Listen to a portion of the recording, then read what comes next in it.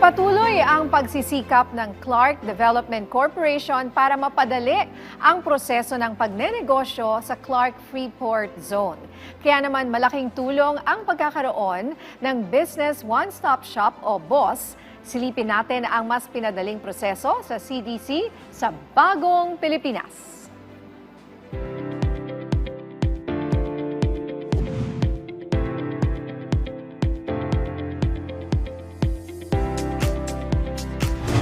Paigtingin ang programa nito para sa ease of doing business, inilunsad ng Clark Development Corporation ang Business One-Stop Shop o CDC BOSS. Layunin nito na mapabilis ang pagproseso sa mga dokumento o permits ng mga locators at iba pang mamumuhunan na nais magtayo ng kanilang negosyo sa Clark. Ang importansya ng pagkakaroon ng BOSS dito sa Clark Freeport Zone, ito ay isang patuloy na pagsisikap ng CDC para mapadali ang serbisyo namin sa mga locators. Kaya sinisimplify namin o iniiksian namin ang mga proseso sa pag-a-apply ng kanilang permits. Ipinaliwanag din niya kung gaano kahalaga ang pagkakaroon ng Business One-Stop Shop sa Clark. Yes, kumbaga, ang Clark Development Corporation ang administrator ng Clark Freeport Zone. So, ang katumbas nito ay parang LGU na ang mayora namin ay ang aming presidente na si Attorney De Vanadera. Isa pa sa kanilang layunin ay dumami pa ang investors sa Clark Freeport Zone. Isa sa proyekto ni Presidente Attorney De Vanadera is pagkakaroon ng investment forum. So yun po ay ina-announce, ini-invite namin lahat ng pwedeng investors na medyo buksan ng mata nila sa Clark at kung ano yung mga oportunidad na pwede nilang ilagay dito sa loob ng Clark Freeport Zone.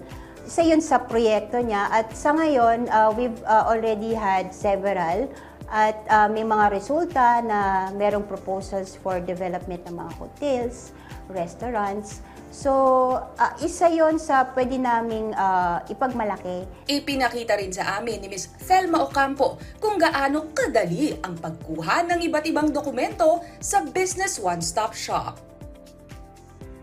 So, ang umpisa po natin, pupunta ho tayo sa queuing machine natin and pipindutin po natin kung ano ang permit na applyan natin. So, pagkapindot po, meron hong lalabas na QR code. Here. So, pagka nakuha niya na po ito, meron po mag-a-announce sa ating window kung kayo na po ang aasikasuhin ng ating officials. Meron po tayong mga window dito na nagsaservisyo ng ating mga processing ng permits. Ang window A po natin ay para sa Environmental Permits Division. Ang susunod po nating window ay yung Fire and Safety.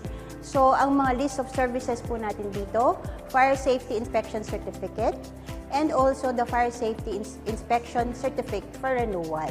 So, meron po mag-aasikaso sa inyong staff na i-guide po ang ating locators kung ano po yung mga requirements na kailangan nilang i-comply.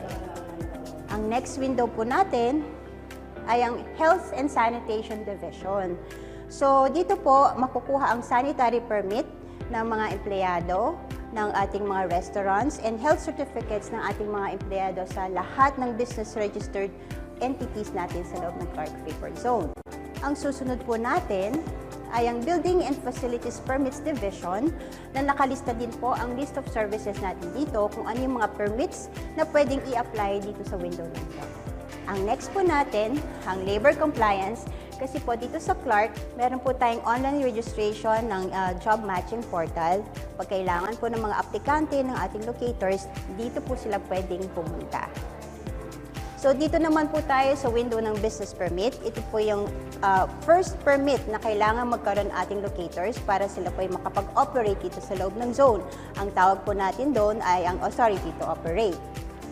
Dito naman po, ang window natin na ito ay ang Records Management Division. Dito po tinatanggap ang ating mga letters from external entities. And ito po ay magsasend ng electronic messages sa office kung saan dapat mapunta ang ating mga letters. So, ang susunod po natin at last step natin, syempre, ang ating cashier. So, dito ho lahat, babayaran ng ating mga permits. Meron din ho silang online payment. So, pwede ho silang dumulog diretso sa amin, sa mga executives ng CDC. Open po ang telepono namin 24/7 actually. Pag hindi ho kaya ng ating mga personnel sa baba, pwede ho silang dumiretso sa amin at aasikasuhin ho namin sila ng personal. No, yun po yung pinapangako ng CDC. Kahit ang presidente namin, kung kaya niyang sa oras niya na ma-accommodate ang mga issues and concerns ng ating locators, she is very much open to do that.